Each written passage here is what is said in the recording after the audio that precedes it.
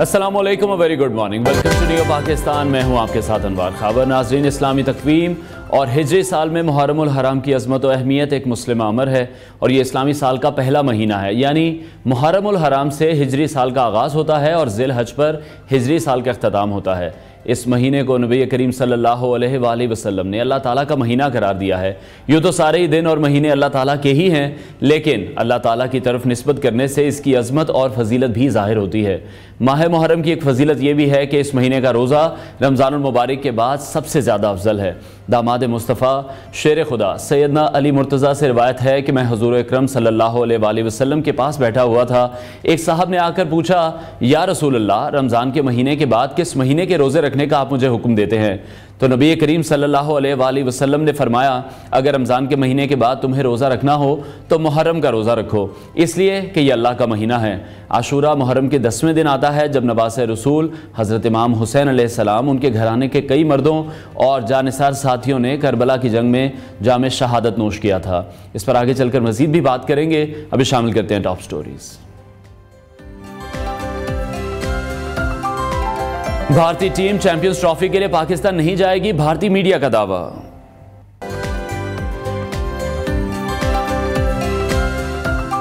All parties conference, तमाम सियासी जमातें एक पेज पर।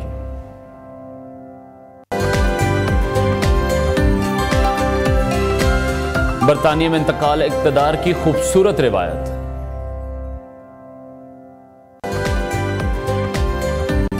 और भारतीय हरीफ को नॉकआउट करने वाले बॉक्सर शाहिर आफरीदी भी होंगे न्यू पाकिस्तान के मेहमान।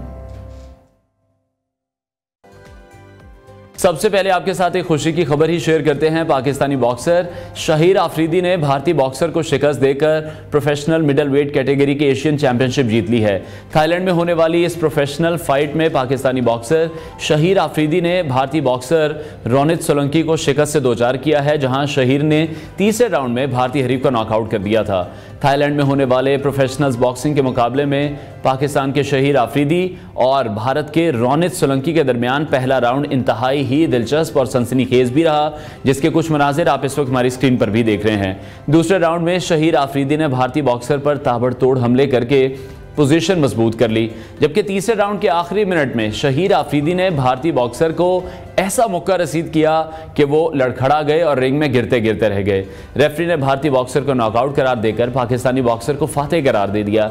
शाहिर आफरीदी इससे कबल ABF और WBC एशिया के टाइटल भी जीत चुके हैं और पाकिस्तान के लिए बैक वक्त 3 एशियन टाइटल जीतने वाले बॉक्सर्स की फहरिस्त में भी शामिल हो गए हैं। हम शाहिर से ही कांटेक्ट करने की कोशिश करें ताकि उनसे मजीद भी इस मुकाबले के बारे में जान सकें, उनकी ट्रेनिंग के बारे में जान सकें और जिस डाइट का वो इस्तेमाल करते हैं, जिस तरह से पाकिस्तानी फाइटर्स पूरी दुनिया में ही अपना लोहा मनवा रहे हैं। कुछ अरसे पहले हमने देखा था कि शाहजेब रिंद ने भी एक बड़ी ज़बरदस्त फाइट में हिंदुस्तानी एक बॉक्सर को हराया था और उस इवेंट में हमने देखा था कि बॉलीवुड के सुपरस्टार सलमान खान भी मौजूद थे और उन्होंने भी शाहजेब की परफॉर्मेंस को बड़े ज़बरदस्त तरीके से सराहा था। इसी तरह हम देख रहे हैं कि शाहिर आफरीदी भी बड़ी ज़बरदस्त परफॉर्म में नज़र आ रहे हैं, बड़ा ज़बरदस्त परफॉर्म कर रहे हैं और मुबारकबाद के भी हकदार हैं। साथ ही साथ पाकिस्तान जो स्पोर्ट्स बोर्ड है उसको भी चाहिए और जो स्पॉन्सर्स हैं कि हमारे जो इस तरह के फाइटर्स हैं उन्हें सपोर्ट करना भी बहुत ज़्यादा ज़रूरी है। क्रिकेट से हम सबको बहुत ज़्यादा लगाव है, लेकिन हम देख रहे हैं कि क्रिकेट से कोई अच्छी खबर हमें काफ़ी अरसे से मौसूल नहीं हो रही है। लेकिन इस तरह के हमारे जो प्लेयर्स हैं वो दिन ब दिन पाकिस्तान के लिए मेहनत कर रहे हैं और पाकिस्तान के लिए बहुत से टाइटल जीतकर पाकिस्तान में ही लेकर आते हैं। तो हम सबको चाहिए, पाकिस्तान बोर्ड को भी चाहिए और स्पॉन्सर को भी चाहिए कि इस तरह के जो फाइटर्स हैं, इस तरह के जो प्लेयर्स हैं, उन्हें सपोर्ट करने की बहुत ज़्यादा ज़रूरत है, क्योंकि ये अपने तौर पर ही अपने आप को सपोर्ट करते हैं, अपनी फाइट्स का बंदोबस्त करते हैं, अपने आने जाने का बंदोबस्त करते हैं, अपनी ट्रेनिंग के लिए तमाम इंतजामात खुद करते हैं। और जिस तरह से मुकाबला भी हमने देखा, अगर पाकिस्तानी टीम हिंदुस्तान से जीत कर आती है क्रिकेट टीम, तो उसको बहुत ज़्यादा इनामात से नवाजा जाता है। यहाँ भी एक भारतीय हरीफ को ही नॉकआउट किया है शाहिर ने, तो मेरा ख्याल है शाहिर की इस पर पजीराई ज़रूर होनी चाहिए। जब थाईलैंड से वो वापस लौटें तो उनका शानदार इस्तकबाल ज़रूर होना चाहिए और मुख्तलिफ महकमों की तरफ से उनके लिए इनामात का ऐलान भी करना चाहिए। एक ज़बरदस्त फाइट उन्होंने थाईलैंड में लड़ी है। बॉक्सिंग के इस मुकाबले से पहले भी हमने देखा उनकी जो मुलाकात उनकी हरीफ से हुई है, वहाँ पर भी काफ़ी गर्मा गर्मी हो जाती है। प्रोफेशनल जो बॉक्सिंग है उस तक पहुँचने के लिए बड़ी मुश्किलात का सामना करना पड़ता है, क्योंकि ये बिल्कुल भी आसान खेल नहीं है। इसकी ट्रेनिंग भी बहुत ज़्यादा मुश्किल होती है और शाहिर के पास तो ये एजाज़ भी है कि वो बैक वक्त 3 एशियन टाइटल जीतने वाले बॉक्सर्स की फहरिस्त में भी शामिल हो चुके हैं और पाकिस्तान के नाम उन्होंने अपनी इस जीत को भी किया है। तो ये पाकिस्तान के जो प्लेयर्स हैं, पाकिस्तान का फ़ख्र हैं, जो कि हमारे दरमियान में मौजूद हैं। तो हमें चाहिए कि इनकी सलाहियतों से भी फ़ायदा उठाएं और पाकिस्तान बोर्ड को भी चाहिए कि इनको अच्छे तरीके से सपोर्ट करें। भारत के रोनित सोलंकी को जिस तरह से उन्होंने हराया है, ये पहला राउंड इंतहाई दिलचस्प था, सनसनीखेज भी रहा। दूसरे राउंड में भी हमने देखा कि शहीर आफरीदी ने भारतीय बॉक्सर पर ताबड़तोड़ हमले किए और जब तीसरा राउंड शुरू हुआ और उसका आखिरी मिनट चल रहा था तो फिर शहीर आफरीदी ने भारतीय बॉक्सर को ऐसा पंच रसीद किया कि वो लड़खड़ा गए और रिंग में गिरते गिरते रह गए थे, जिस पर रेफरी की तरफ से भारतीय बॉक्सर को नॉकआउट करार दे दिया गया है। जब भी हम किसी ऐसे प्लेयर से बात करते हैं तो उनका जो शिकवा होता है वो यही होता है कि पाकिस्तान स्पोर्ट्स बोर्ड भी उन्हें उस तरह से उनकी हेल्प आउट नहीं कर रहा होता, प्रॉपर कोचेस उनके पास मौजूद नहीं हैं, प्रॉपर ट्रेनिंग सेंटर उनके पास मौजूद नहीं है। तो इन तमाम कमियों का फुकदान पाकिस्तान में मौजूद है, मेरा ख्याल है, जिसका अजाला अब हो जाना चाहिए। क्रिकेट के साथ साथ हमें बाकी स्पोर्ट्स पर भी तवज्जो देने की बहुत ज़्यादा ज़रूरत है। शहीर आफरीदी इससे पहले भी ABF और WBC एशिया के टाइटल भी जीत चुके हैं और पाकिस्तान के लिए बैक वक्त 3 एशियन टाइटल जीतने वाले बॉक्सर्स की फहरिस्त में भी शामिल हो गए हैं। उनसे कांटेक्ट करने की हम कोशिश कर रहे हैं ताकि मज़ीद भी उनसे जान सकें कि ये फ़ाइट उनकी कैसी रही है और शहीर से हम इस हवाले से मज़ीद भी बात करेंगे कि कितनी मुश्किल ये ट्रेनिंग होती है, क्योंकि आपको अपनी ट्रेनिंग पर तो फोकस करना ही करना है, लेकिन साथ साथ जो एक स्ट्रिक्ट डाइट है उसको लेकर चलना बहुत ज़्यादा मुश्किल होता है। अपनी फिटनेस पर काम करना होता है, आपको जिम में भी एक्सरसाइज करनी है, आपको सड़कों पर दौड़ भी लगानी है, आपको माउंटेन्स पर भी चढ़ना है। इसी हवाले से मज़ीद बात करेंगे। शहीर आफरीदी ने फाइनली हमें ज्वाइन कर लिया है। शहीर, बहुत शुक्रिया आपके वक्त के लिए। सबसे पहले तो आपको बहुत बहुत मुबारकबाद। पाकिस्तान के लिए स्पोर्ट्स से आखिर कोई तो खुशी की खबर आई है, आपके क्या तासुरात हैं इस पर? Thank you so much. अल्लाह पाक आपको इज्जत दे। Thank you for having me. तो शहीर, कैसा लग रहा है? भारतीय हरीफ को नॉकआउट करना हर किसी की ख्वाहिश होती है, किसी भी स्पोर्ट में हम देख लें, और जिस तरह से आपने नॉकआउट किया है, इसलिए मेरे लिए बहुत एजाज की बात है कि मैंने इंडियन हरीफ को शिकस्त दी। और इससे पहले भी मैंने इंडियन हरीफ को हराया था 90 सेकंड्स में, आज से 2 साल पहले। और ये तीसरी मेरे एशियन टाइटल था जिसको मैंने अपने नाम किया। ठीक है। अच्छा, बॉक्सिंग के इस मुकाबले से पहले भी हमने देखा था, आपकी मुलाकात भी हुई थी आपके हरीफ से। उस वक्त क्या गुफ्तगू हुई? क्योंकि वो जो एक फेस ऑफ होता है वो उस टाइम हम देखते हैं कि बड़ा क्लैश भी हो जाता है समटाइम्स। जी बिल्कुल, वो एक फेस ऑफ के दौरान बस वो थोड़ा बहुत एक दूसरे को टॉन्ट करते हैं, तंग करते हैं, उसी दौरान बस थोड़ा बहुत हुआ था। उसके अलावा कुछ नहीं। वी आर स्पोर्ट्समैन और हम लोगों ने फाइट के बाद डिनर भी साथ किया है। और ये एक जिस तरह की भी स्पोर्ट्स हैं, बॉक्सिंग हो, क्रिकेट हो, फुटबॉल हो, ये आपको पता है मुल्कों के रिश्तों को मजबूत बनाता है। और हमने ऐसा कोई भी पैगाम नहीं देना चाहिए स्पोर्ट्स से, बॉक्सिंग से, कि जिससे मुल्क के रवाबित जो है उनमें कोई ऐसी बात है। ठीक है। अच्छा, प्रोफेशनल बॉक्सिंग से पहुंचने से पहले आपको किन किन मुश्किलात का सामना करना पड़ा, जरा वो भी हमसे शेयर करें, क्योंकि जब हम टीवी पे देख रहे होते हैं तो हमें उस वक्त अंदाजा नहीं होता कि ये कितना मुश्किल खेल है। जी देखें, प्रोफेशनल बॉक्सिंग पाकिस्तान में जब नहीं आई थी उस वक्त तो बहुत मुश्किलात थी, लाइसेंस वगैरह और ये सब कुछ का। लेकिन I would like to thank to mister Rashid Baloch, जो हमारे प्रोफेशनल बॉक्सिंग के प्रेसिडेंट हैं। उन्होंने प्रोफेशनल बॉक्सिंग को पाकिस्तान में इंट्रोड्यूस करवाया। अभी हमें लाइसेंस बहुत आसानी से मिल जाता है, जिसके थ्रू हम वर्ल्ड वाइड प्रोफेशनल बॉक्सिंग खेल सकते हैं। और सबसे बड़ी बात प्रोफेशनल बॉक्सर्स के लिए जो सबसे बड़ा एक इशू ये है वो स्पॉन्सरशिप का होता है। स्पॉन्सरशिप में मल्टीनेशनल कंपनीज के पास जहां भी हम जाते हैं, दे ऑलवेज से कि यार वी आर स्पॉन्सरिंग क्रिकेट, और ये वो उनकी TRP ज्यादा है, ये है वो है। तो बस वो इस वजह से थोड़ा सा दिल टूटता है। And you know between cricket and boxing के कितने डिफरेंस है एशिया के लोगों में। बिल्कुल शहीर, जब हम आपको हमारी टीम आपसे कांटेक्ट करने की अभी कोशिश कर रही थी, उस वक्त मैं यही बात कर रहा था कि पाकिस्तान स्पोर्ट्स बोर्ड को भी चाहिए, स्पॉन्सर्स को भी चाहिए कि जो इस तरह के प्लेयर्स हैं जो बाहर जाकर टाइटल जीतते हैं, पाकिस्तान का नाम रोशन करते हैं, उन्हें भी सपोर्ट करना चाहिए। तो पाकिस्तान स्पोर्ट्स बोर्ड से अगर हुकूमत की बात करें तो वहां से आपकी कितनी मुआवनत होती है? जी बिल्कुल, पाकिस्तान स्पोर्ट बोर्ड की तरफ से हमें कोई भी मामलत नहीं होती। इवन वो तो हमें बॉक्सर्स ही नहीं मानते, हमें वो एक ही बात करते हैं कि प्रोफेशनल बॉक्सिंग कुछ भी नहीं है, आप हमारे थ्रू चलें और ये सब। तो वो एक अलग मामला है। इन मामलों में हमें नहीं पड़ना चाहिए। वो तो फिर ऑब्वियसली आपको भी पता है कि यहाँ हमारे जितने भी स्पोर्ट बोर्ड हैं, even not in boxing, hockey और फुटबॉल, हर जगह वो हमारा प्रेसिडेंट होता है जिसको स्पोर्ट्स से रिलेटेड उसने कभी खेला ही नहीं होता। तो जितने भी हमारे एसोसिएशंस हैं उनका यही एक मसला है। अब हम तो खुशनसीब हैं कि हमारे प्रोफेशनल बॉक्सिंग के जो प्रेसिडेंट हैं वो खुद ओलंपियन हैं और एशियन सिल्वर मेडलिस्ट रह चुके हैं।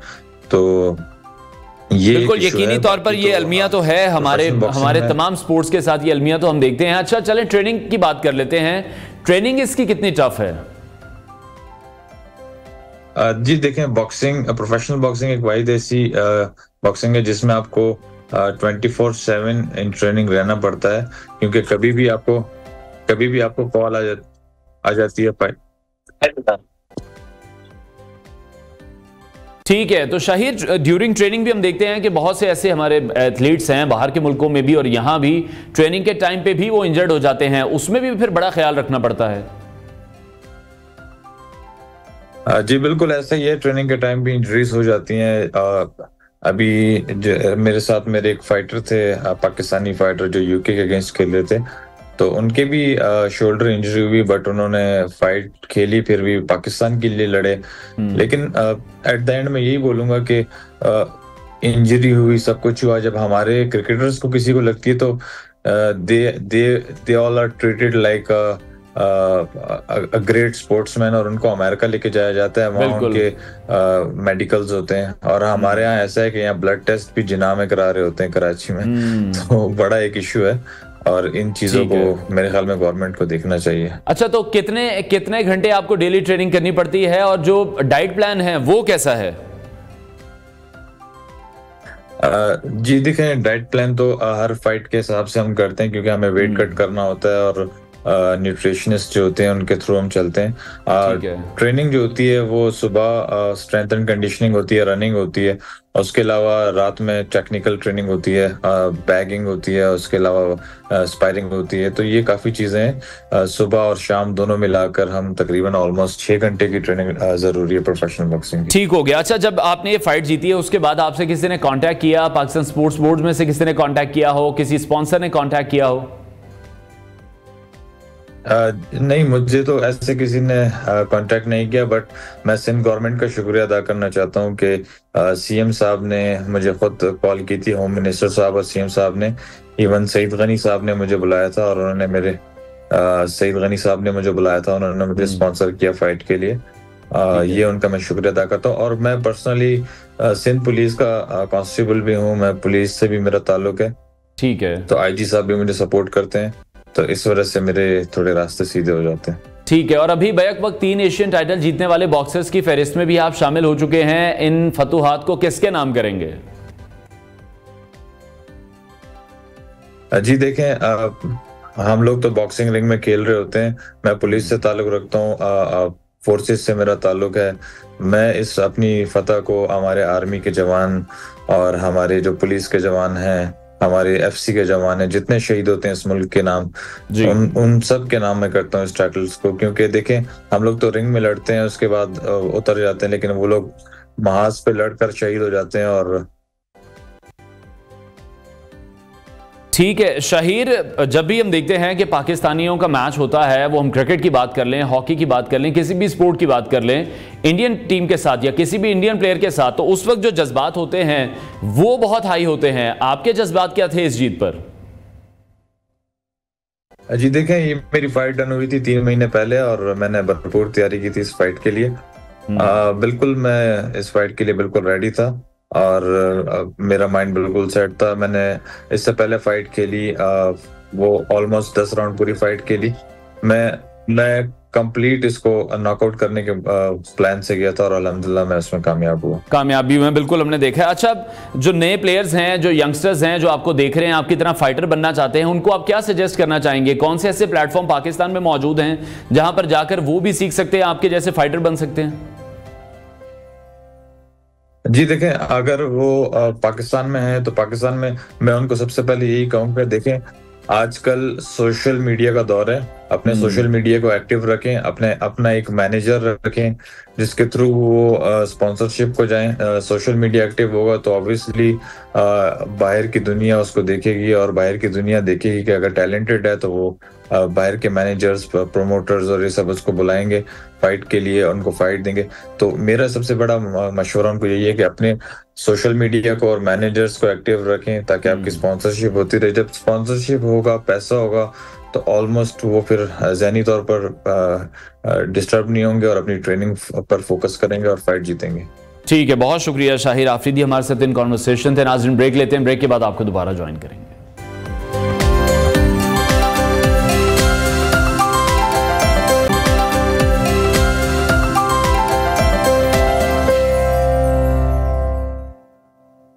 Welcome back. अहम खबर शामिल करेंगे कराची से, जहां पाकिस्तान स्टॉक एक्सचेंज की बिल्डिंग में आग लगने की इतलात मौसूल हो रही हैं और बताया ये जा रहा है कि फायर ब्रिगेड की 4 टीमें इस वक्त मौके पर मौजूद हैं जो कि आग बुझाने की कोशिश कर रही हैं। अपडेट करें आपको इस अहम खबर के हवाले से शहर कायद से, कराची से, जहां इस वक्त पाकिस्तान स्टॉक एक्सचेंज में आग लगने की इतलात मौसूल हो रही हैं। किन वजूहात की बिना पर यह आग लगी है, अभी तक तो ये इतलात मौसूल नहीं हो सकी हैं, लेकिन अभी न्यूज़ की स्क्रीन पर मनाजिर भी आप देख रहे हैं। पाकिस्तान स्टॉक एक्सचेंज की ये बिल्डिंग है जहां पर रेस्क्यू का अमला मौके पर पहुंच चुका है। फायर ब्रिगेड की 4 गाड़ियां हैं इस वक्त जो कि आग पर काबू में पाने में मसरूफ दिखाई दे रही हैं। अपडेट करें आपको इस आम खबर के हवाले से। अफसोसनाक खबर है जहां पाकिस्तान स्टॉक एक्सचेंज बिल्डिंग में आग लगने का यह वाकया पेश आया है और फायर ब्रिगेड की 4 गाड़ियां इस वक्त मौके पर मौजूद हैं जो कि आग को कंट्रोल करने की कोशिश करती हुई दिखाई दे रही हैं। वजूहात अभी तक सामने नहीं आ सकी हैं।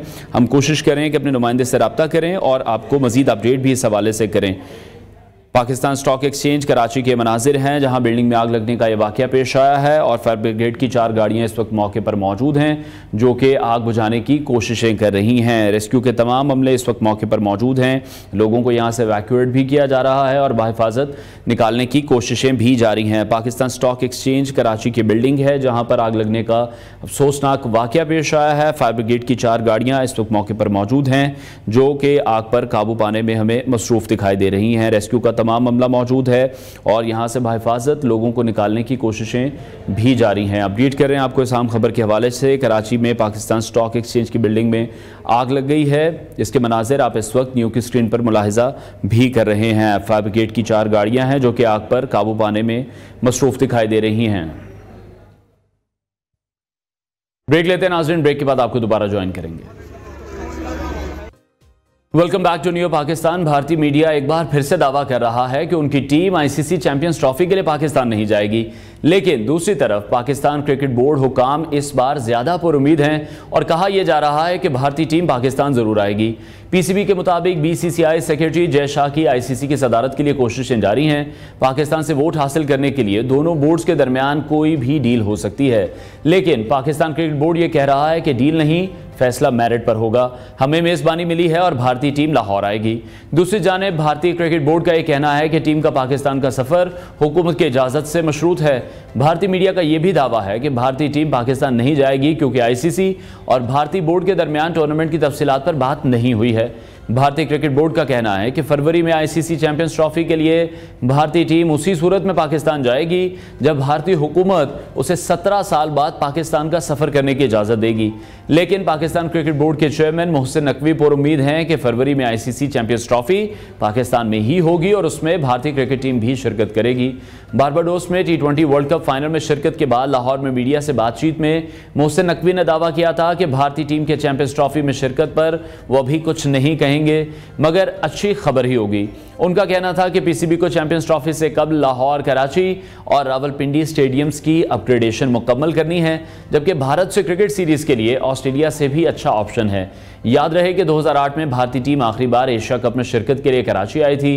पाकिस्तानी टीम ने अक्टूबर में वर्ल्ड कप में शिरकत करने के लिए बेंगलुरु, चेन्नई और कलकत्ता में मैचेस खेले थे। ताहम भारतीय मीडिया दावा कर रहा है कि उनकी टीम 19 फरवरी से 9 मार्च तक शुरू होने वाली आईसीसी चैंपियंस ट्रॉफी के लिए पाकिस्तान का सफर नहीं करेगी, बावजूद इसके कि पीसीबी ने जुम्मे के टूर्नामेंट की तारीखों का ऐलान भी कर दिया है।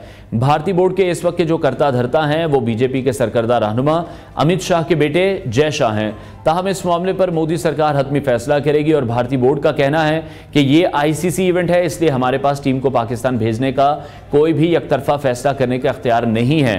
ताहम आईसीसी की आइंदा मीटिंग के दौरान मजीद तफसीलात भी सामने आ सकती हैं। इसी हवाले से मजीद बात करेंगे। स्पोर्ट्स एनालिस्ट अब्दुल समी ने हमें ज्वाइन किया। समी, बहुत शुक्रिया आपके वक्त के लिए।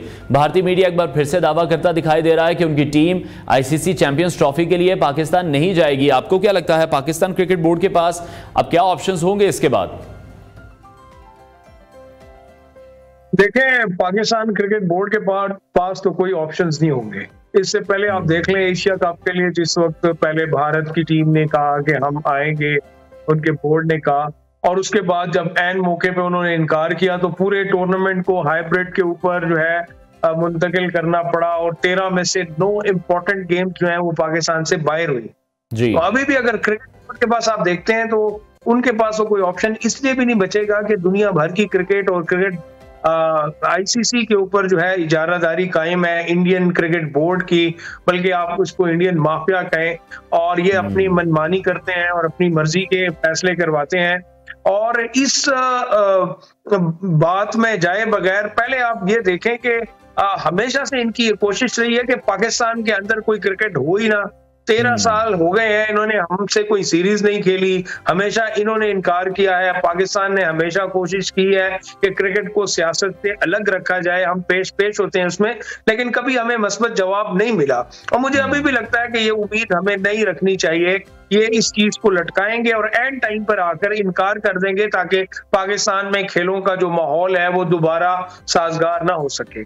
ठीक है, तो मोहसिन नकवी तो हमें बड़े पुरुम्मीद दिखाई दे रहे हैं कि फरवरी में जो आईसीसी चैंपियंस ट्रॉफी है वो हर हाल में पाकिस्तान में ही होगी और भारतीय क्रिकेट टीम भी इसमें शिरकत करेगी। लेकिन जिस तरह से इंडियन मीडिया दावा करता दिखाई दे रहा है, जिस तरह से वो बात कर रहे हैं, तो आपको लगता है कि फिर ये टूर्नामेंट दुबई में शिफ्ट होगा? बिल्कुल जी, देखें, अगर वो दुबई में शिफ्ट हो जाएगा फिर भी उसकी मेजबानी तो पाकिस्तान को ही रहेगी। उसके जो फवायद है वो पाकिस्तान क्रिकेट बोर्ड को मिलेंगे और उसके जो कुछ मैचेस जो है पाकिस्तान के अंदर कर दिए जाएंगे, बाकी मुत्तहिदा अरब अमारात के अंदर होंगे। लेकिन एक क्रिकेट इवेंट जिसकी आप मेजबानी इतने अरसे बाद आप कर रहे हैं तो उसके जितने फवायद हैं वो उतने हमें नहीं मिल सकते। मिसाल के तौर पे जो ऑडियंस है, जो स्पेक्टेटर्स हैं, शायकीन क्रिकेट है, वो आला क्वालिटी की क्रिकेट देखने से महरूम हो जाते हैं। आप उस तरह से रेवेन्यू नहीं जनरेट कर पाते जो अपने मुल्क में आप एक्टिविटी करके करते हैं। ये सारे नुकसानात तो आपको होते हैं।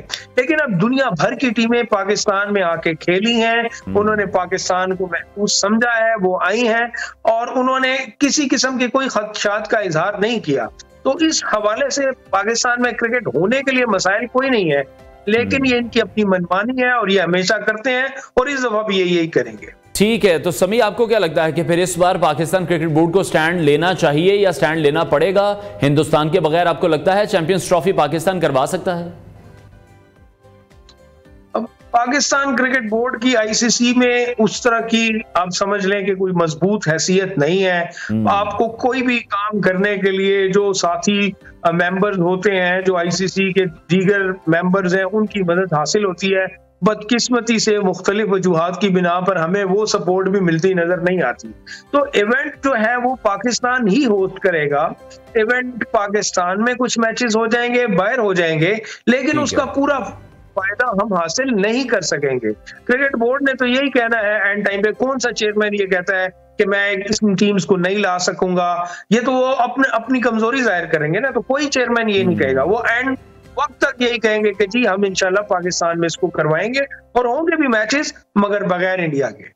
ठीक है, अच्छा, एक लंबी स्ट्रीक है पाकिस्तानी टीम की हार की भी, जो कि हम देख रहे हैं, जो कि एशिया कप से शुरू हुई, फिर वनडे वर्ल्ड कप की अगर बात करें, हम किसी और टूर की बात कर लें, हम T20 वर्ल्ड कप की बात करें, पाकिस्तानी टीम जिस तरह से मुसलसल हारती हुई आ रही है। अब चेयरमैन पीसीबी की हिदायत ये है कि क्रिकेटर्स के जो फिटनेस टेस्ट हैं वो शुरू कर दिए जाएं। आपके ख्याल में कौन से ऐसे खिलाड़ी हैं जो कि फिटनेस के मैयार पर पूरा नहीं उतरते हैं? क्योंकि अगर इनके कॉन्ट्रैक्ट्स उठाकर देखें तो उनमें क्लॉज तो मौजूद हैं कि आपको डोमेस्टिक क्रिकेट खेलनी है, लेकिन डोमेस्टिक क्रिकेट तो इनमें से कोई भी नहीं खेल रहा। देखिए जी, हार जीत जो है खेल का हिस्सा है, लेकिन पाकिस्तान टीम ने जिस तरह मुसलसल हार को गले से लगाया हुआ है, तो ये ना सिर्फ पूरी कौम के लिए परेशान कौन है, बल्कि खुद क्रिकेट बोर्ड के लिए भी जो है ये काफी परेशानी का बायस है। और इस पे बहुत सख्त एक्शंस लेने की और कार्रवाई करने की जरूरत थी, जो कि हम समझ रहे थे कि वर्ल्ड कप के बाद ऐसा कुछ होगा, लेकिन ऐसा होता नजर नहीं आ रहा। जहां तक आपकी बात है कि फिटनेस, तो एक देखें दो किस्म की फिटनेस होती है। एक तो बज़ाहिर आप देखते हैं कि फिजिकल अपीयरेंस क्या है, किसने कितना एक्स्ट्रा वजन जो है उठाया हुआ है, वो तो सारी दुनिया को नजर आता है। इसके अलावा आप जिस मेयार की दुनिया में क्रिकेट हो रही है उसके लिए जो फिटनेस लेवल है वो बज़ाहिर तो आपको नजर नहीं आता। बज़ाहिर एक आम आवाम के लिए मैं बात करूं, एक बंदा आपको ठीक चलता हुआ और भागता हुआ नजर आ रहा है, लेकिन उस लेवल की मेयारी क्रिकेट खेलने के लिए आपको फिटनेस जो है बिल्कुल उस लेवल पे जाके आपने करनी होती है। उसमें हमारे खिलाड़ी शिकार है। जैसे एक खिलाड़ी वर्ल्ड कप के दौरान इंग्लैंड अमेरिका की एक मस्जिद में चेयर के ऊपर नमाज पढ़ते हुए नजर आए। तो वो चेयर के ऊपर नमाज इसलिए पढ़ रहे थे कि उनके घुटने का कोई मसला होगा, लेकिन अगले रोज वो मैच भी खेल रहे थे। तो इस तरह की चीजें हैं जिन पे वक्त इससे पहले कि आपके हाथ से ये बाकी चीजें भी निकल जाए, इस पे एक्शन लेने की जरूरत है। कुछ खिलाड़ी हैं जिनको आपको फौरन टीम से निकालना चाहिए, जिन्होंने पूरा माहौल खराब किया हुआ है, जिनकी वजह से जिनके जाती मफादात उनके कौमी मफादात के ऊपर हावी है और वो अपनी जात के लिए, अपनी कप्तानी के लिए लॉबिंग करें, ना कि पाकिस्तान के लिए खेल रहे हैं। ठीक हो गया समी। जिस तरह से चैंपियंस ऑफ लेजेंड्स के टूर्नामेंट भी हम देख रहे हैं वो जारी हैं। पाकिस्तान चैंपियंस ने जिस तरह से भारत चैंपियंस को शिकस्त दी है, बड़ी जबरदस्त परफॉर्मेंस जारी है इस वक्त पाकिस्तानी बॉयज की भी, वहां पर 68 रन से शिकस्त दी है। हमारे जो लेजेंड्स क्रिकेटर्स हैं वो भी हमें अभी तक फिट नजर आ रहे हैं। मौजूदा टीम में तो वो फिटनेस अभी भी नहीं है। हाँ, फिटनेस के मसाइल तो वहां पे भी हैं। वो एक तो देखे ना, वो इंटरनेशनल उस लेवल की क्रिकेट नहीं है, वो आईसीसी के ज़ेरे निगरानी नहीं हो रही, वो एंटरटेनमेंट पर्पस के लिए है। लेकिन उस और एक वजह उसमें यह भी है कि जो हमारी टीम बनी है, ये अगले सीजन में इसके बाकी टीम ओनर्स सोचेंगे, हमारी टीम निस्बतन मजबूत है, उसमें करंट पीएसएल प्लेयर्स खेल रहे हैं। जबकि अब रात को हम देख रहे थे कि साउथ अफ्रीका की टीम में एनएल डोनाल्ड जो है वो खेल रहे हैं, वो 92 का वर्ल्ड कप खेले हुए हैं। इस तरह के और खिलाड़ी कुछ रिसेंटली रिटायर्ड हैं, वो तो ठीक है, लेकिन जो बहुत पुराने खिलाड़ी आए हैं तो उनकी वजह से टीम को मसाइल है। इंडिया की टीम भी निस्बतन कुछ करीब आती है पाकिस्तान के, बाकी टीमें कमजोर हैं। इसलिए आपको कारकर्दगी में वाज़ेह फर्क नजर आया। पाकिस्तान ने 4 मैच खेले, चारों जीते हैं और अच्छे मार्जिन से जीते हैं। लेकिन फिटनेस के मसाइल तो उधर भी हैं, लेकिन वो इस लेवल की क्रिकेट हो रही है जिसमें वो नजर नहीं आता। ठीक है, बहुत शुक्रिया। स्पोर्ट्स एनालिस्ट अब्दुल समी हमारे साथ इन कॉन्वर्सेशन थे। ब्रेक लेते हैं नाज़रीन, ब्रेक के बाद आपको दोबारा ज्वाइन करेंगे।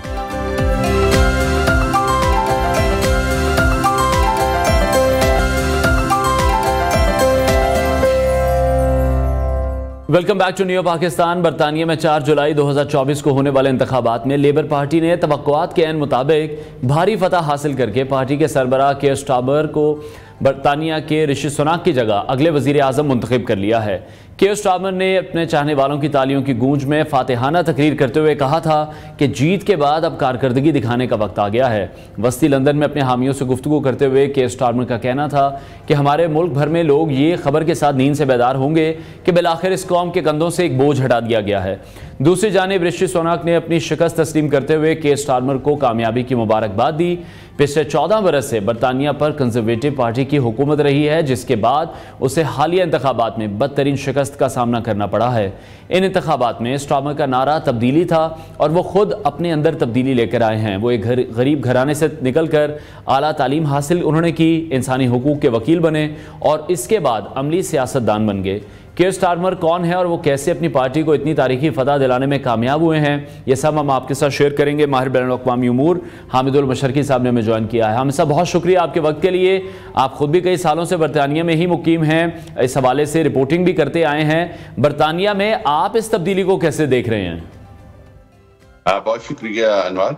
देखिए, बात यह है कि ये तब्दीली जो है ये नविश्ता दीवार थी, क्योंकि जो टोरीज पार्टी है उन्होंने पिछले 14 साल में तो परफॉर्म किया, लेकिन पिछले 5 साल के अंदर उसके बहुत ज्यादा मैं समझता हूँ अवाम को मुश्किलात हुई, खसूसन जो लोकल सिस्टम था NHS के हवाले से और तारकीन वतन के हवाले से, उसके बाद हेल्थ सिस्टम के हवाले से, वो चीजें अवाम के अंदर एक खास रद्द-ए-अमल पैदा हुआ जिसमें उन्होंने अपने वोट के जरिए फैसला दिया कि अब वक्त आ गया है कि लेबर पार्टी को हुकूमत दी जाए। लेबर पार्टी जो है वो बहरहाल ये एक स्टारमर के लिए बहुत बड़ा टेस्ट है और लेबर पार्टी का इतनी भारी अक्सरियत से कामयाब होने का फायदा ये है कि अब कीयर स्टारमर खुले हाथ मुश्किल फैसले भी ले सकेंगे और इकोनॉमी को भी वापस ट्रैक पर लगा सकेंगे। इतनी भारी अक्सरियत से कामयाब होना और फिर स्कॉटलैंड में जिस तरह अनस सरवर ने पिछले इंतखाबात में 1 के मुकाबले में 37 सीटें इस बार ज्यादा ली, यानी 20% से ज्यादा पॉपुलैरिटी में इजाफा हुआ। इससे मैं समझता हूं कि बरतानिया के वो जो टूटने का खदशा था कि स्कॉटलैंड अलहदा हो जाएगा, वो आइंदा 10 साल बल्कि हमेशा के लिए खत्म हो गया है और इसके अंदर कीयर स्टारमर ने बहुत कामयाबी से उसको मुबारकबाद भी दी है। ठीक हो गया। अच्छा, जिस तरह से हम वहां के प्राइम मिनिस्टर ऋषि सुनाक थे, उन्होंने शिकस्त तस्लीम की है कि स्टारमर को मुबारकबाद भी दी है, तो हमें सब आप क्या समझते हैं, ऐसी रिवायत पाकिस्तानी सियासत में हमें क्यों नहीं नजर आती? जी बिल्कुल, बड़ी बदकिस्मती है अनवार कि पाकिस्तान में सियासतदानों के लिए शिकस्त तस्लीम करना जो है वो एक मुश्किल काम है, जबकि बुलंद इखलाकी इक़दार ये होती हैं कि आप अपनी शिकस्त भी तस्लीम करें और कामयाबी के ऊपर भी आप दूसरे की किसी तरह की भी तजलील ना करें, बल्कि अवाम को उसकी जो है वो शुक्रगुजार हों। मेरा ख्याल ये है कि बहरहाल ये चीज जमहूरियत के मुसलसल तसलसल से आती है और इंशाअल्लाह अगर पाकिस्तान में जमहूरियत चलती रही तो मेरा ख्याल है बिल आखिर सियासतदानों को इस चीज को सीखना पड़ेगा और इस चीज को वो सीख पाएंगे। ये सब कुछ जो है वो तालीम, तरबियत, शऊर और बुलंद इखलाकी इक़दार से ही मुमकिन है। ठीक है। अच्छा, स्टारमर ने जिस तरह से लेबर पार्टी को दोबारा इक़्तिदार में वो लाना, वो उनकी जिंदगी का मिशन बना लिया था, उसमें कामयाब भी अब वो हुए हैं। मैं ये चाहूंगा थोड़ा सा आप लेबर पार्टी की हिस्ट्री के हवाले से मैं बताइएगा। जी अनवार, देखिए लेबर पार्टी जो है वो 1867-1864 से वजूद में आना शुरू हुई, जब एक इनकलाब आता है, सनती इनकलाब, और उसके नतीजे में जो है वो यूनियंस बनती हैं और जो ट्रेड यूनियंस उन्होंने मिलकर 1900 नई सेंचुरी के पहले साल दरअसल लेबर पार्टी का जो है वो क़याम अमली तौर पर आया। उसके बाद से लेबर पार्टी और कंजर्वेटिव पार्टी 2 बड़ी पार्टियां बनकर बरतानिया में बारी बारी इक़्तिदार में आती रही और 1997 में लेबर पार्टी ने तारीख की सबसे बड़ी कामयाबी हासिल की। उस वक्त 418 सीटें जीती थी, इन इंतखाबात में 410 सीटें जीती हैं। तो लेबर पार्टी का जो 124 साल पर मुहित सफर है वो बरतानिया की सियासत में इंतहाई कुलीदी किरदार अदा करता है और अभी तक यहाँ पर बुनियादी तौर पर 2 ही पार्टियों की हुकूमत है। लेकिन ये कि अब इन इंतखाबात में भी और 2014 के इंतखाबात में भी हमें नजर आया है कि एक तीसरी कुव्वत जो है वो लिबरल डेमोक्रेट्स यानी लिब डेम की शक्ल में भी अब ऊपर आ रही है। इस बार भी लिब डेम ने कामयाबी से 50 से ज्यादा सीटें हासिल की हैं। ठीक है। अच्छा, जिससे नौमुंतखब बरतानवी वजीर आजम की काबीना में अगर आप हमें बता सकें कि कौन कौन से पाकिस्तानी शामिल किए जाने का इम्कान है? देखिए, पहले तो जो इनकी शेडो काबीना थी उसके अंदर तो 4-5 पाकिस्तानी थे। अब जो है देखना होगा कि क्या वो अफजल खान को लेते हैं, क्या वो यास्मीन कुरैशी को लेते हैं, क्या वो नाज शाह को लेते हैं। वजह ये है कि चूंकि फलस्तीन के इशू के ऊपर इन सब ने जो है वो थोड़ा बहुत आवाज उठाई और उसके नतीजे में पार्टी के अंदर एक तासुर पैदा हुआ है कि शायद वो कीयर स्टारमर के फैसलों के खिलाफ भी जा सकते हैं। लेकिन अनस सरवर जो है वो स्कॉटलैंड से लाजमी बात है फर्स्ट सेक्रेटरी की हैसियत से नुमाइंदगी कर सकते हैं। इसी तरह यास्मीन कुरैशी हैं, इसी तरह अफजल खान हैं और उसके बाद मोहम्मद हुसैन हैं, उसके बाद फिर नासिया हैं। तो देखना होगा कि रोजीना खान है लंदन से, तो उनके पास चॉइस तो है, लेकिन देखना होगा कि क्या आखिर में फैसला करते हैं कीयर स्टारमर। ठीक है। और जिस तरह से अभी नौमुंतखब वज़ीर आज़म के स्टारमर ने अपने पहले बड़े पॉलिसी ऐलान का जो उन्होंने बात की है, जहां पर हज़ारों पनाह गुज़ीनों को बरतानिया से रवांडा भेजने का जो मुताज़ा मंसूबा था उसको ख़त्म करने का ऐलान किया है, उस हवाले से आपको क्या लगता है, मज़ीद क्या डिटेल्स हैं? अब देखिए, ये एक इंतहाई मुतनाज़ा मंसूबा था कि जी उनको रवांडा अफ्रीकी मुल्क भेज दिया जाए, और अवामी जो रद्द-ए-अमल था वो इसके खिलाफ था। मैं समझता हूँ कि टोरी पार्टी की शिकस्त की वजूहात में एक वजह इस तरह की मैं समझता हूँ कि गैर हकीकत पसंदाना पॉलिसियां भी थी। ये एक बेहतरीन फैसला है, और इसी फैसले के साथ साथ और बहुत सारे फैसले हैं जिनकी अवाम तवक्को रखते हैं, खसूसन एजुकेशन में फ्री एजुकेशन के हवाले से, पब्लिक ट्रांसपोर्ट को मजीद फ्री करने के हवाले से, NHS के ऊपर जो है वो मजीद काम करने के हवाले से। तो मेरा ख्याल ये है कि लेबर पार्टी के ऊपर जो जिम्मेदारी है वो कीयर स्टारमर पूरी कोशिश करेंगे कि अच्छे तरीके से अदा करें और आवाम को इस बहरान से निकालें जो जिसको कहते हैं कि इकोनॉमिक रिसेशन यानी कसाद बाजारी की वजह से जो इस वक्त बरतानिया को लपेट में लिए हुए हैं। कीयर स्टारमर जो हैं बहरहाल एक तजर्बेकार प्रोसिक्यूटर भी रहे हैं।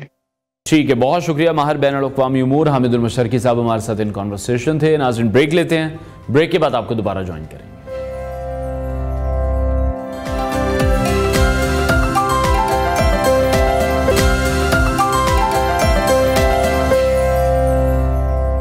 Welcome back to new Pakistan. हुकूमत को अभी भी ऑपरेशन अज़्म इस्तेहकाम पर गौर ख़ौस के लिए और पार्टीज़ कॉन्फ्रेंस तलब करने की तारीख को हतमी शक्ल देना बाकी है।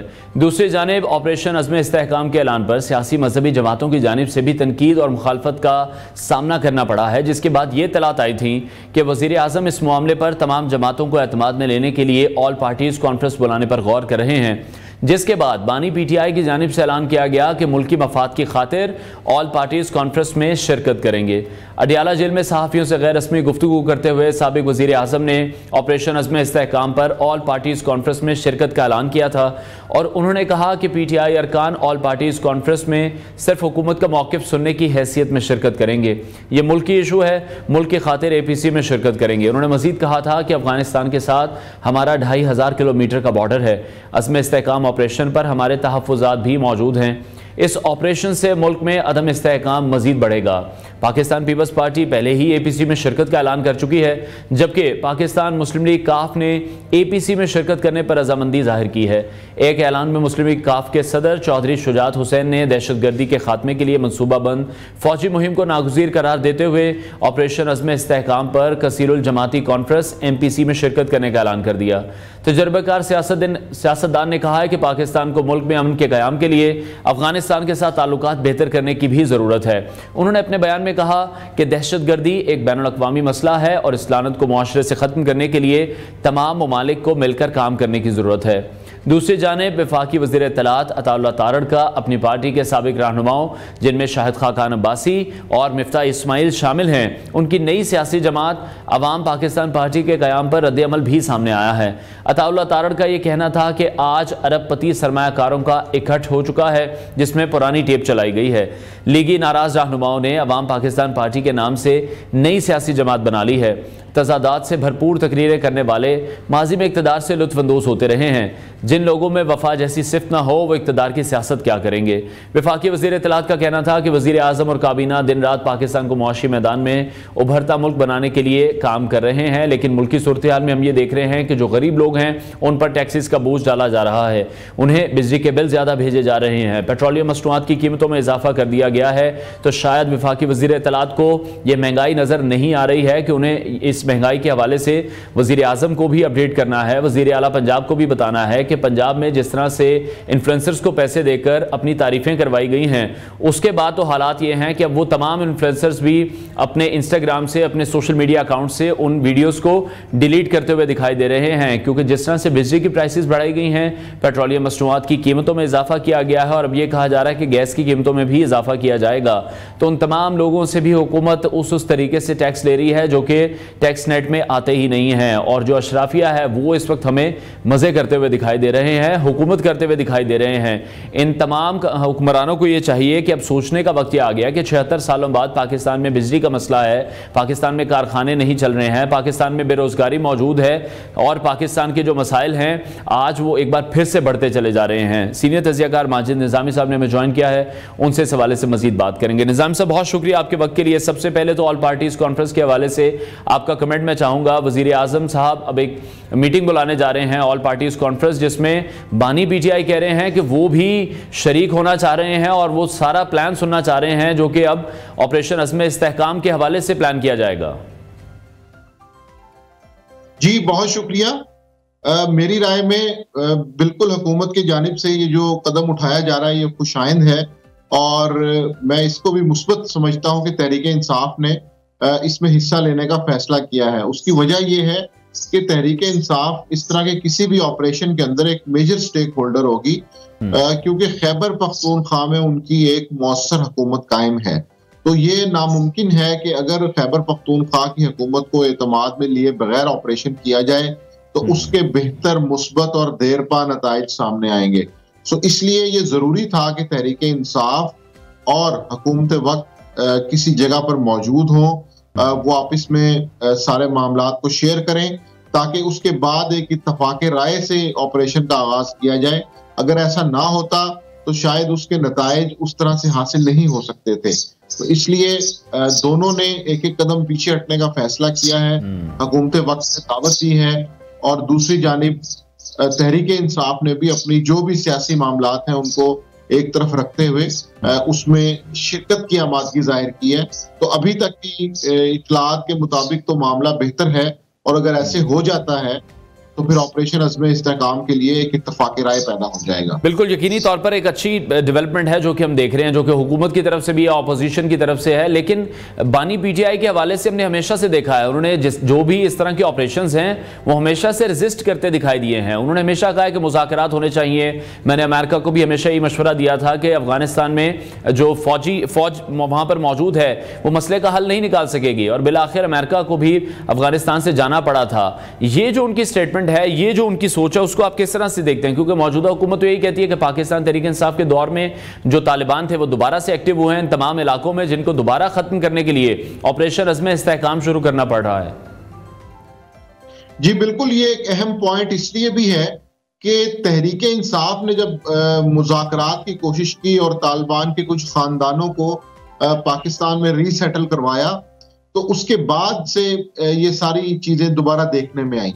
तो इसलिए अगर तहरीक इंसाफ इस वक्त उस चीज का तज़किरा करती है तो उसके दो मामला, एक तो ये है कि माजी करीब की मिसाल मौजूद है कि उन्होंने एक एफर्ट की जो कि फ्रूटफुल साबित नहीं हुई और उसके बाद फिर ये सारे मामला हमें देखने को मिले। नंबर दो, इसमें एक और मसला ये भी है कि अगर इस वक्त तहरीक इंसाफ इस तरह की कोई हर्डल क्रिएट करती है तो उससे ये तासुर मजबूत होगा कि शायद वो अपनी सियासी लड़ाई के अंदर जो रियासती मुफादात है उनको पसे पुष्ट डाल रही है। तो इसलिए मुझे लगता है कि पहली मर्तबा इमरान खान इस मामले पर थोड़े से डिफेंसिव होंगे, क्योंकि उन्होंने खैबर पख्तूनख्वा के अंदर जो प्लानिंग की या कोशिश की वो नाकाम रही और उसका मनफी असर सामने आया। ठीक है, और जिस तरह से चौधरी शुजात भी ये बात कर रहे हैं, बानी पीटीआई ने भी कहा कि 2500 किलोमीटर का बॉर्डर है जो कि हमारा अफगानिस्तान के साथ मौजूद है, तो पाकिस्तान को अगर मुल्क में अमन लाना है, अमन के क़याम के लिए हमें अफगानिस्तान के साथ बात करनी होगी, ताल्लुकात वहां पर बेहतर करने की हमें ज्यादा जरूरत है। जी बिल्कुल, असल में हम बदकिस्मती ये है कि बुनियादी मसले को नहीं छेड़ते।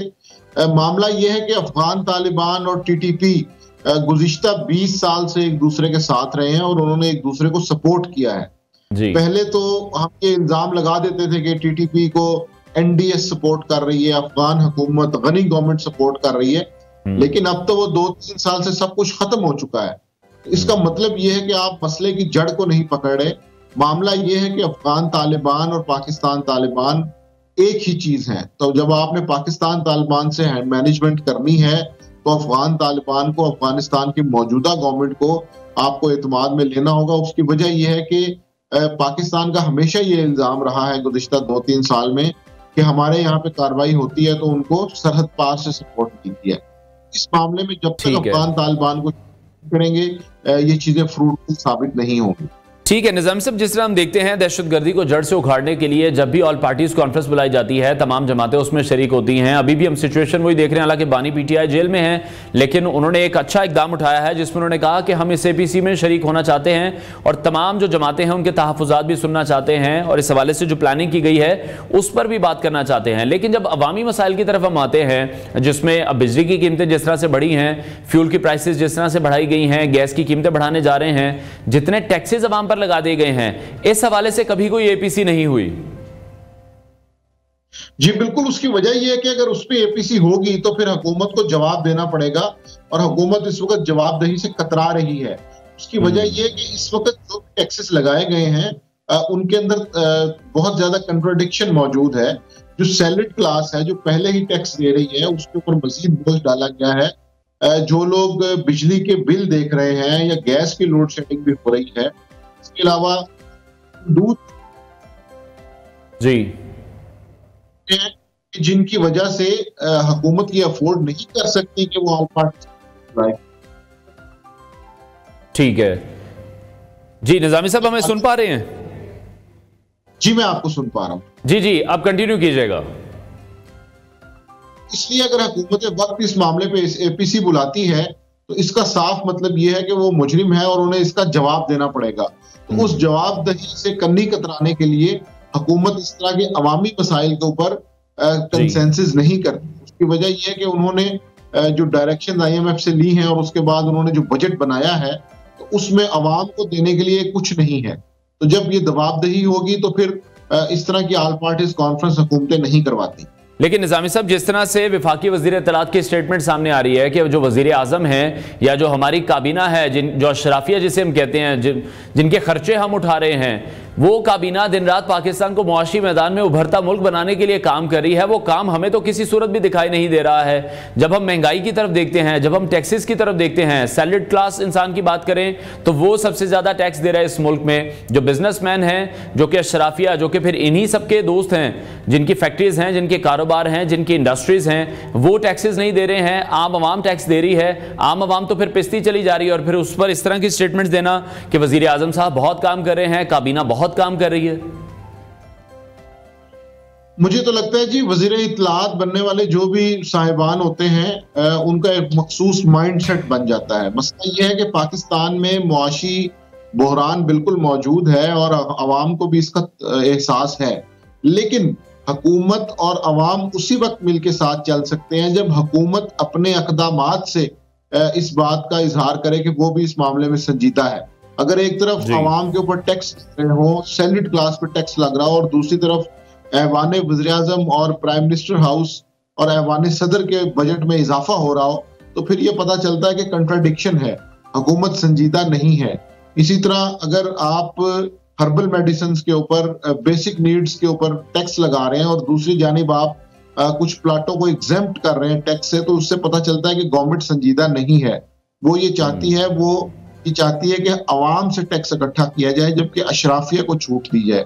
हालांकि पूरी दुनिया में जहां पर भी कोई मुआशी बहरान आता है तो हुकूमत और अवाम साथ साथ चलते हैं। हुकूमत ये बताती है कि हमने इतने अखराजात कम किए, हमने इतनी बचत की, अब अवाम हमारा साथ दें और इस मद में हमारे साथ खड़े हों। लेकिन अफसोस ये कि पाकिस्तान में इस वक्त ये देखने में नहीं आ रहा। सो इसलिए हुकूमत अगर ये चाहती है कि वो वाइट वॉश ना हो, उनके खिलाफ एहतजाज ना हो, तो उन्हें ये चाहिए कि वो भी अपने अक़दामात से ये बताए कि हमने फलां जगहों पे टैक्स लगाए हैं, अब अवाम हमारा साथ दे।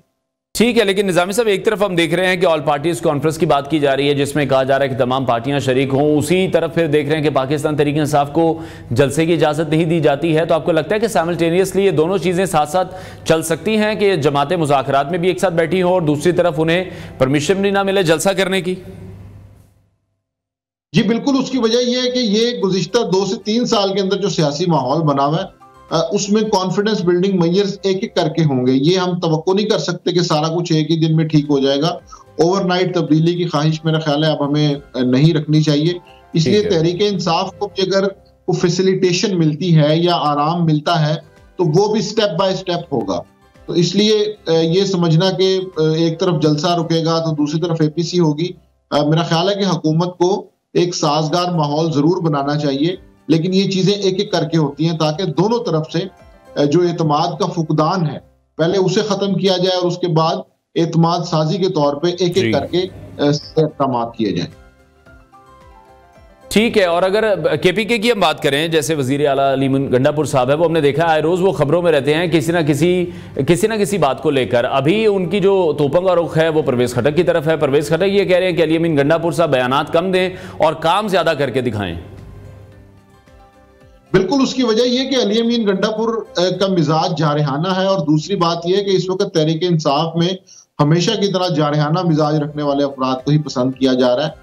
तो ऐसे लगता है कि अली अमीन गंडापुर लॉन्ग टर्म पॉलिसीज बनाने की बजाय, को गुड गवर्नेंस पे तवज्जो देने की बजाय वो खबरों में रहना ज्यादा पसंद करते हैं ताकि बानी तहरीक इंसाफ इमरान खान तक ये सारे मामला बजरिया टीवी पहुंचे और वो उनकी परफॉर्मेंस से खुश रहें। हालांकि ऐसा नहीं होना चाहिए।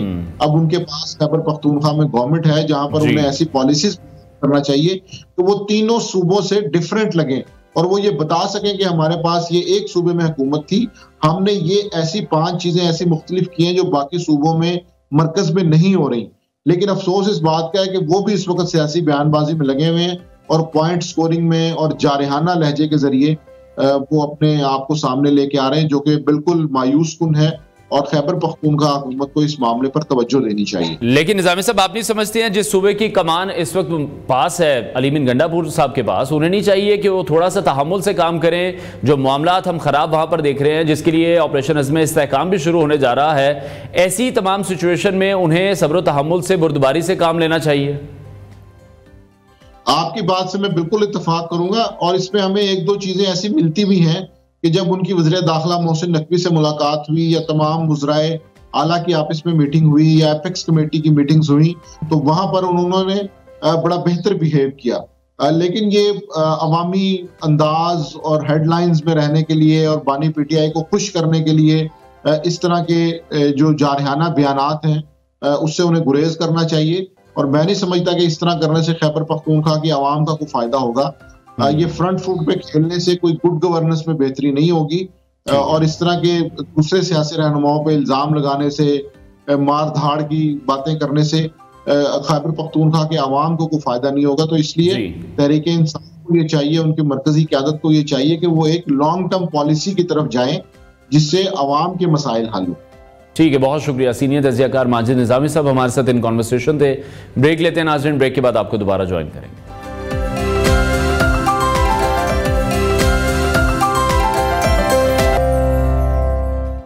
Welcome back to new Pakistan. तो नाज़रीन, अगर आपने इटली में रिहाइश का ख्वाब देखा है तो ये ख्वाहिश आपकी पूरी हो सकती है, बल्कि वहाँ मुंतकिल होने पर आपको लाखों रुपए भी मिल सकते हैं। जी हाँ, वाकई इटली के खित्ते तस्कानी के दही इलाकों में आकर बसने वाले जो अफराद हैं उनको 30,000 यूरो, जो कि पाकिस्तानी 90 लाख रुपए बनते हैं, देने का ऐलान किया गया है।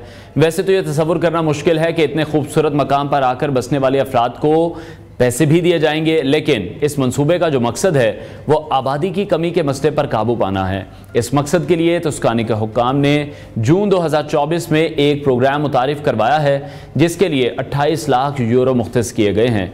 इस फंड का मकसद ये है कि खित्ते के दही इलाकों में आबादी को बढ़ाया जाए और इस मकसद के लिए वहाँ मुंतकिल होने वालों को 10,000 से लेकर 30,000 यूरो तक दिए जाएंगे, जिससे वो घर की आराइश पर खर्च कर सकेंगे।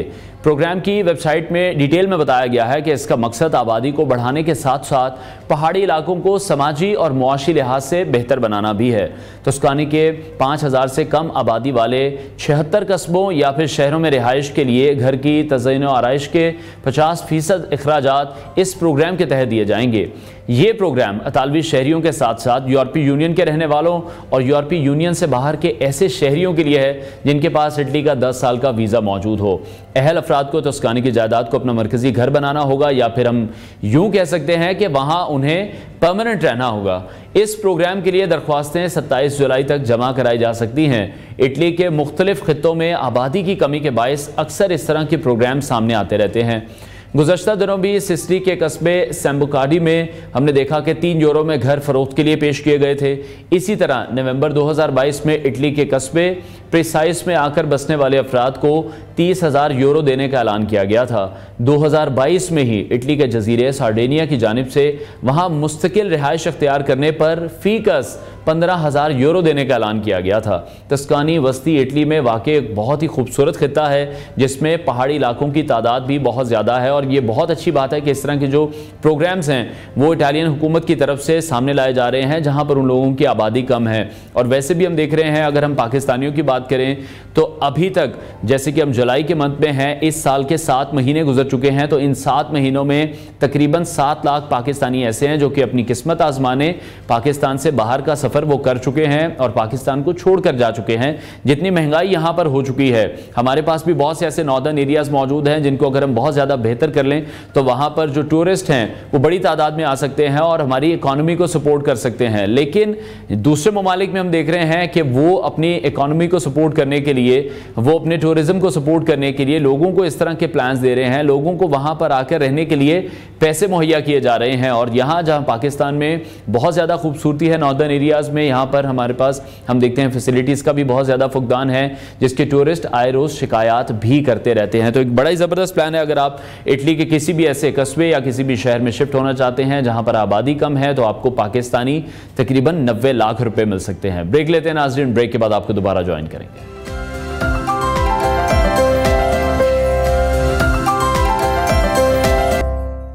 Welcome back to new Pakistan. नाज़रीन, दुनिया में सबसे खूबसूरत और बेहतरीन रिश्ता मियाँ बीवी का तस्वुर किया जाता है। जितना ही ये रिश्ता खूबसूरत है उतना ही नाजुक भी है। हमारे माशरे में पिछले कुछ अरसे से तलाक की शरह में ख़तरनाक हद तक इजाफा होता जा रहा है और हर दूसरा तीसरा शख्स फैमिली अदालतों में मुख्तलिफ केसेस में उलझा हुआ है।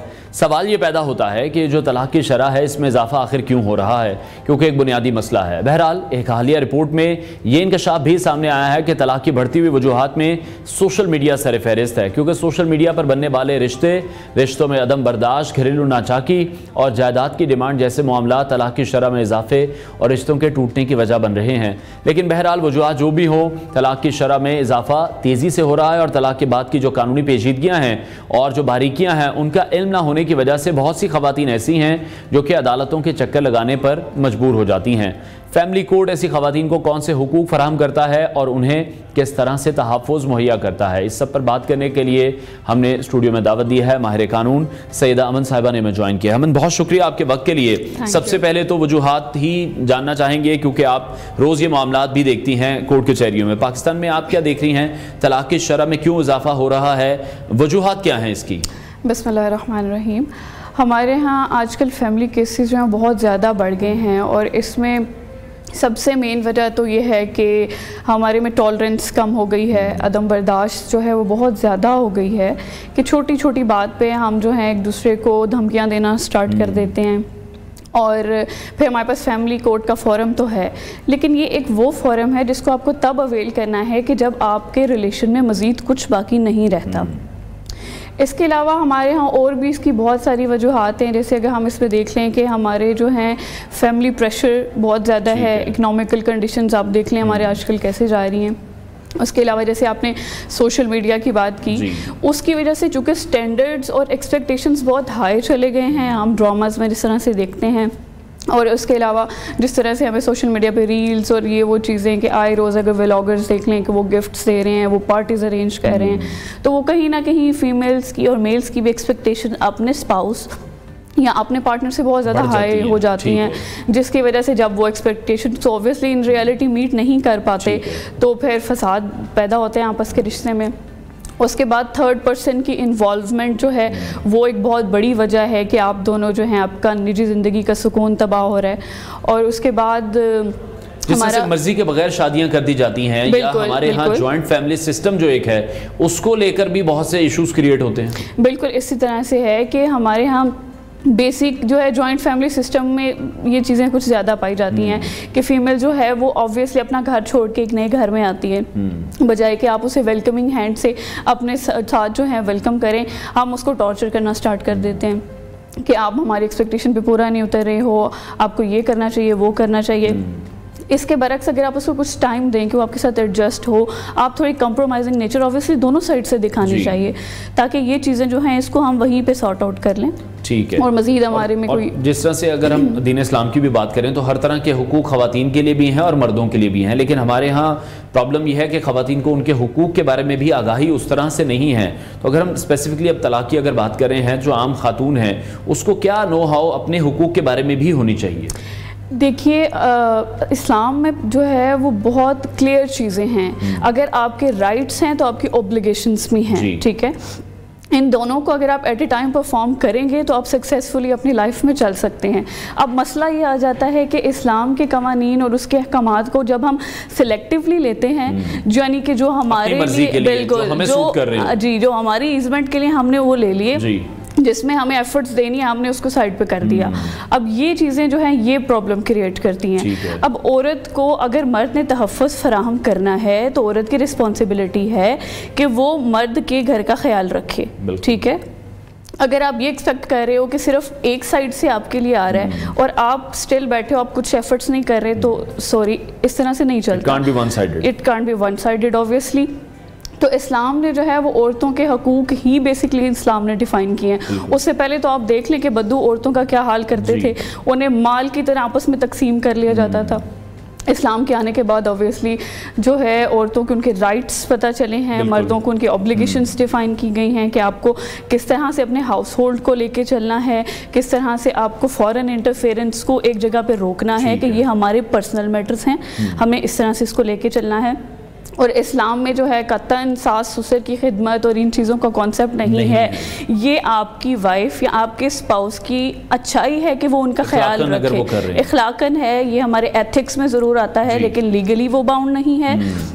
वो सिर्फ एथिकली अगर आप देखें तो वो उसकी मेहरबानी कि वो हमारे साथ जो है इस तरह से कोऑपरेट कर रही हैं फीमेल्स, जो कि ऑब्वियसली हमारे एशियन हाउस होल्ड में करती हैं, ठीक है। और बेसिकली अगर वो नहीं कर रही तो ये भी एक तलाक की वजह बन जाती है और बाद में जाके। तो इस तरह से यहाँ पे बहुत सी ऐसी चीज़ें हैं कि लेकिन एक जो माइंडसेट डेवलप हो चुका है ख़वातीन में कि अगर वो घर के काम कर रही हैं तो उनको ये लगता है कि हमें यहाँ लाकर घर की नौकरानी बना दिया गया है। इसी तरह अगर हम मर्द की तरफ देखें तो वो भी सुबह काम पर जाता है, वो भी उस औरत के लिए ही स्ट्रगल कर रहा है। तो ये बैलेंस क्यों नहीं है? देखिए, ये आपकी अपनी चॉइस है कि आपने घर बैठ के काम करना है या आपने बाहर जाके काम करना है, ठीक है। अगर मर्द जब शादी करने जाता है उसको पता है कि उसने औरत को मेंटेन करना है, ठीक है। वो ये नहीं कहेगा कि मैं घर बैठ जाता हूँ, चलें शादी तो हो गई, अब क्या ही इसमें है, नहीं। जब आपको पता है कि आप विद ए कंडीशन जा रहे हो कि आपने उसको मेंटेन करना है, उसकी डेली बेसिस की नीड्स पूरी करनी है, उसकी पर्सनल विशेस या जिस तरह से भी है आपने उसको पूरा करना है। और ऑन द अदर हैंड औरत को भी पता है ऑब्वियसली जब वो एक मर्द के हाथ जा रही है तो उसने उसकी जो है उसकी टूवर्ड्स मतलब उसकी ऑब्लिगेशन टूवर्ड्स हिम जो है उसे पूरा करना है। तो ये बात समझ लें तो शायद ज़्यादा आसान हो जाए, ये फसाद वगैरह बरपाई ना हो कि जो चीज़ें आपको करनी है वो आपको करनी है। लेकिन आजकल फिर हम देख रहे हैं कि इसी तरह फैमिली कोर्ट में इंतहा से ज़्यादा केसेस जो हैं वो मौजूद हैं, जो शरह है वो डे बाय डे बढ़ती जा रही है। अच्छा, अगर कोई शौहर अपनी बीवी को ज़बानी तलाक दे देता है तो फिर उसकी कानूनी हैसियत क्या है? देखें, जो वर्बल हमारे यहाँ प्रोनाउंसमेंट ऑफ डिवोर्स है इसकी लीगल तो कोई हैसियत नहीं है, ठीक है, अनटिल और अनलेस वो एक प्रॉपर प्रोसीजर को फॉलो करते हुए जो है रिटन नोटिस जो है through proper channel through union council जहाँ पे वो लेडी रिजाइड कर रही हैं, थ्रू प्रॉपर चैनल जो है उनको एक रिटन जो है स्टेटमेंट भेजते हैं, ठीक है। उसके बाद जो है हमारी यूनियन काउंसिल की एक प्रोसीडिंग स्टार्ट होती है कि विद इन 30 डेज़ उन्होंने नोटिस करके दोनों पार्टीज़ को बुलाना है for the proceeding of reconciliation के इनका पैचअप हो जाए।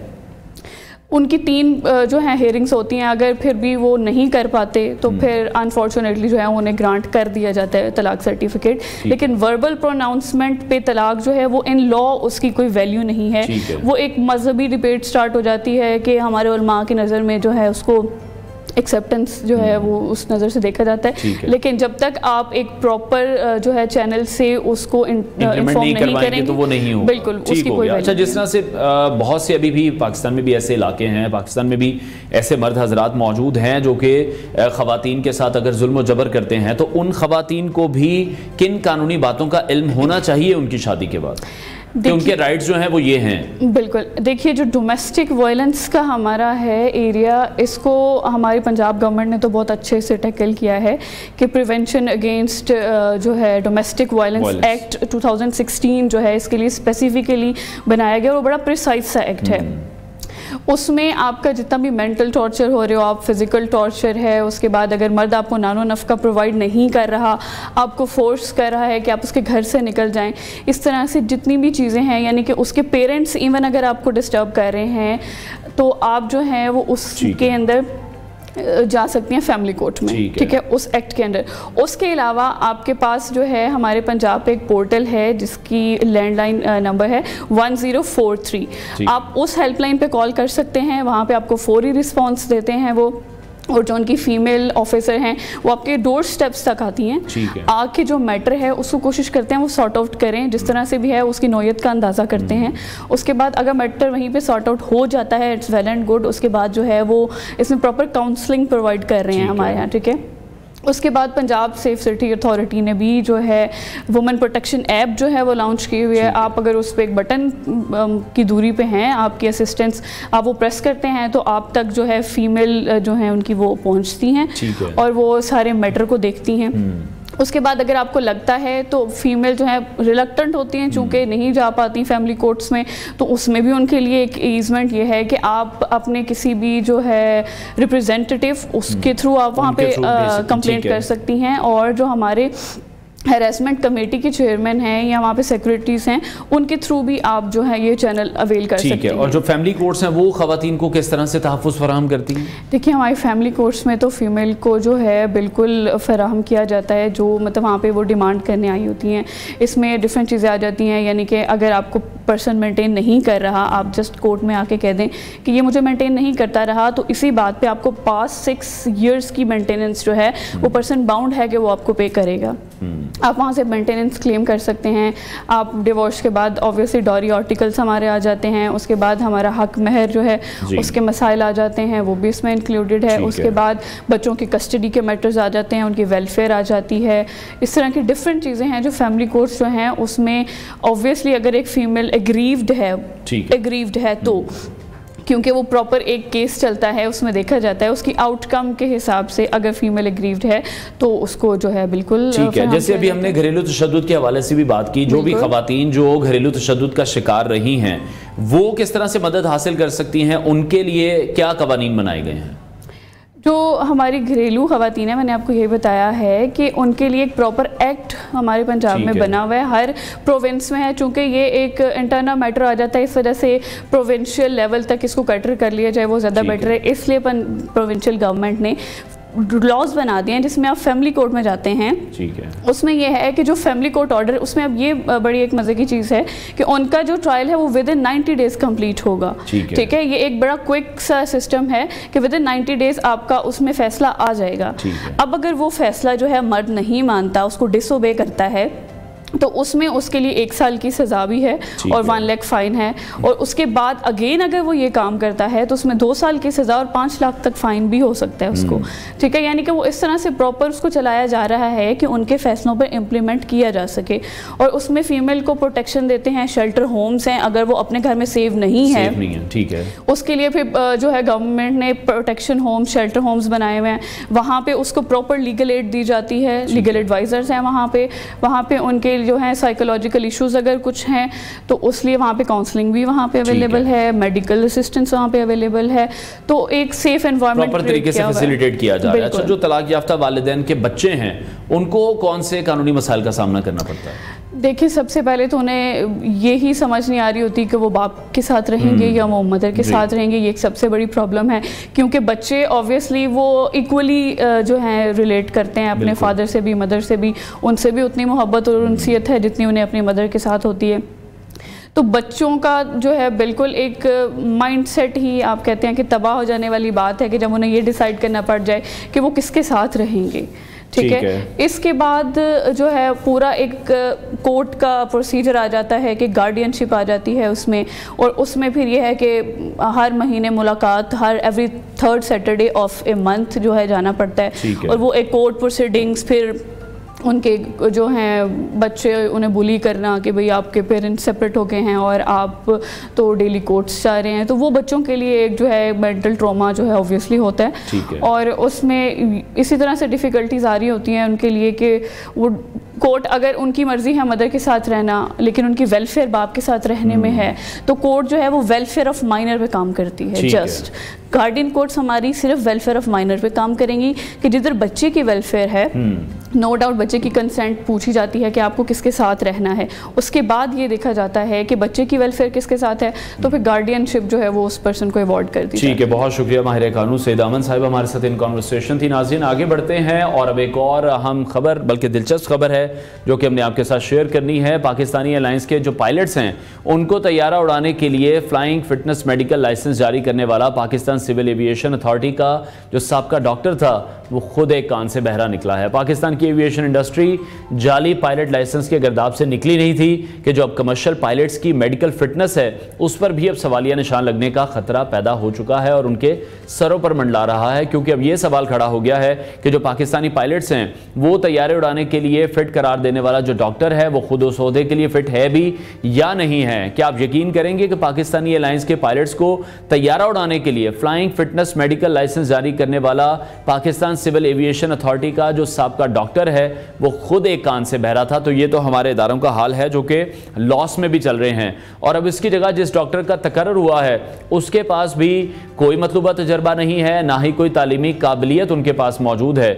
सिविल एविएशन अथॉरिटी में एडिशनल डायरेक्टर एरोमेडिकल के ओहदे पर फाइज डॉक्टर फ्लाइट सर्जन और मेडिकल असेसर की अहम तरीन जिम्मेदारियां अदा करता है और उसका काम कमर्शियल पायलट्स को तैयारा उड़ाने के लिए तिब्बी लिहाज से फिट होने का लाइसेंस जारी करना है।